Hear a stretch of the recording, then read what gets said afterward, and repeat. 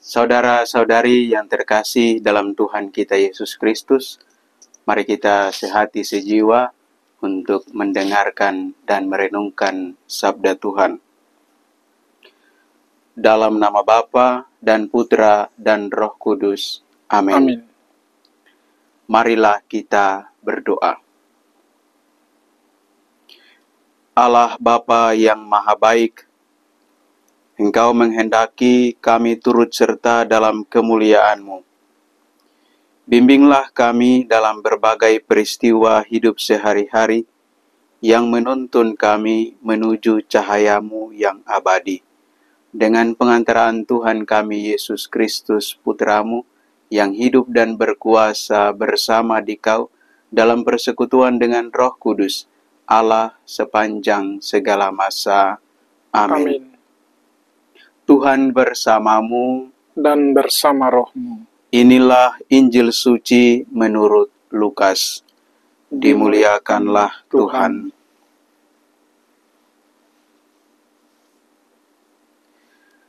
Para pemungut cukai dan orang-orang berdosa biasa datang kepada Yesus untuk mendengarkan Dia.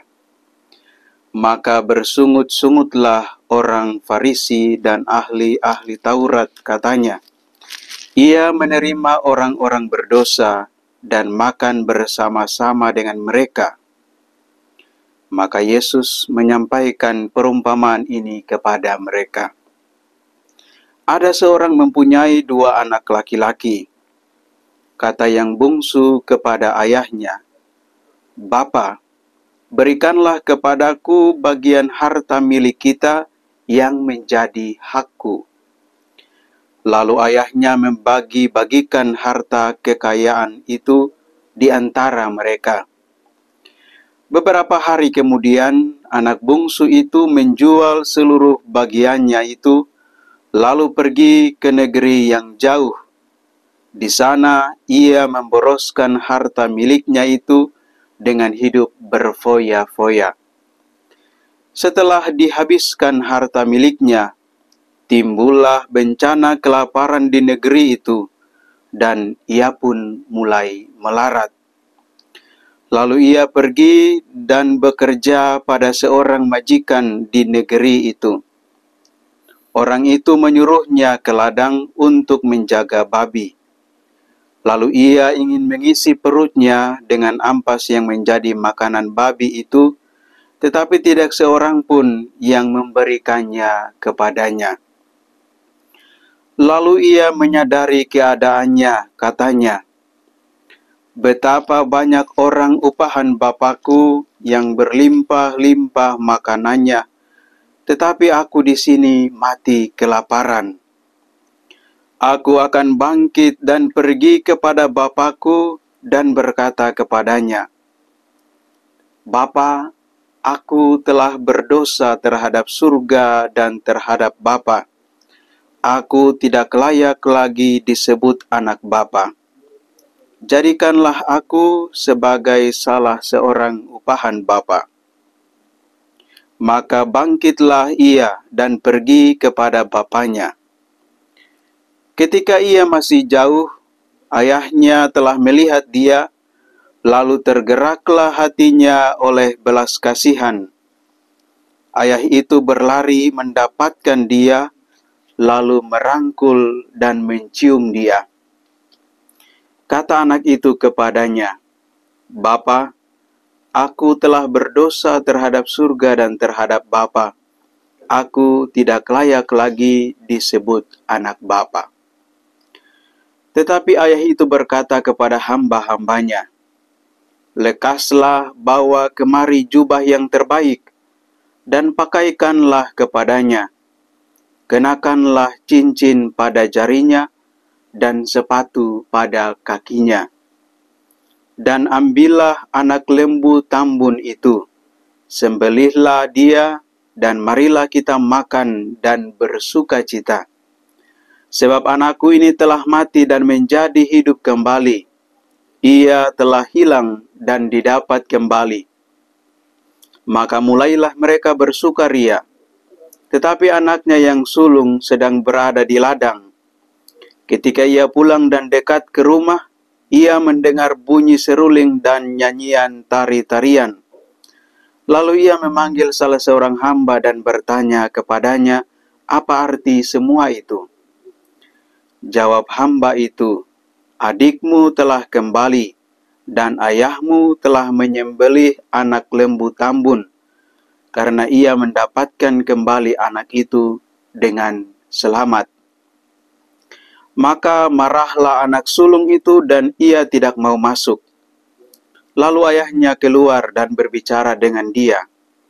Tetapi ia menjawab ayahnya, katanya, telah bertahun-tahun aku melayani Bapa, dan belum pernah aku melanggar perintah Bapa. Tetapi kepadaku belum pernah Bapa memberikan seekor anak kambing pun untuk bersukacita dengan sahabat-sahabatku. Tetapi baru saja datang anak bapa yang telah memboroskan harta kekayaan bapa bersama dengan pelacur-pelacur. Maka bapa menyembelih anak lembu tambun itu untuk dia. Kata ayahnya kepadanya, anakku, engkau selalu bersama-sama dengan aku, dan segala kepunyaanku adalah kepunyaanmu. Kita patut bersukacita dan bergembira, karena adikmu telah mati dan menjadi hidup kembali. Ia telah hilang dan didapat kembali. Demikianlah sabda Tuhan. Terpujilah Kristus. Saudara-saudari yang terkasih dalam Tuhan kita Yesus Kristus, bacaan Injil hari ini yang mengisahkan tentang perumpamaan anak yang hilang atau bapa yang murah hati, secara langsung mau menampilkan para pemungut cukai dan orang-orang berdosa itu seperti anak yang hilang. Orang Farisi dan ahli Taurat itu seperti saudaranya, dan Yesus seperti bapa yang murah hati, yang mau menerima orang-orang berdosa, yang mau menerima para pemungut cukai yang datang kepadanya.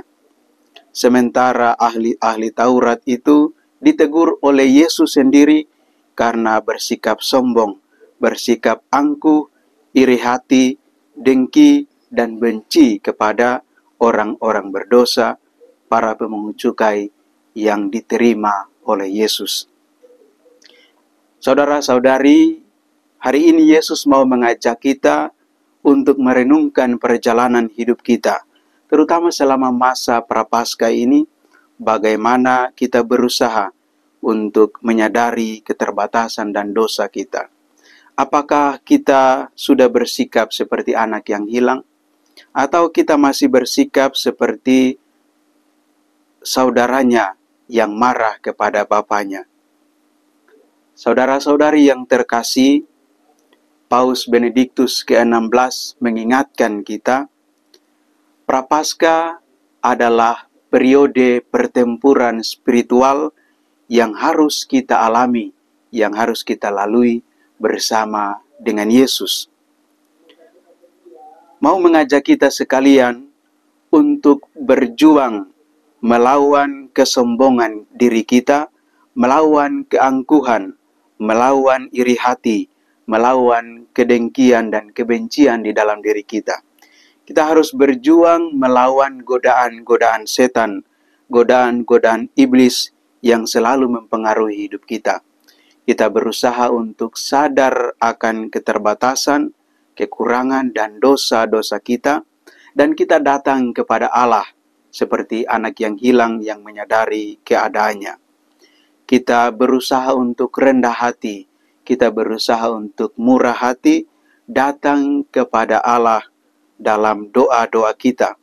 Dan kita harus berjuang dalam hidup kita untuk berbuat baik kepada sesama, melawan keegoisan diri kita, melawan keangkuhan diri kita, untuk semakin rendah hati, semakin murah hati kepada sesama.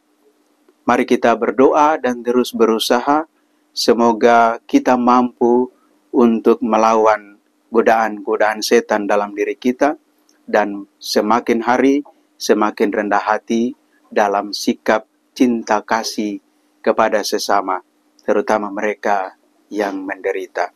Semoga Tuhan menyertai dan memberkati kita sekalian. Amin. Amin. Marilah kita berdoa.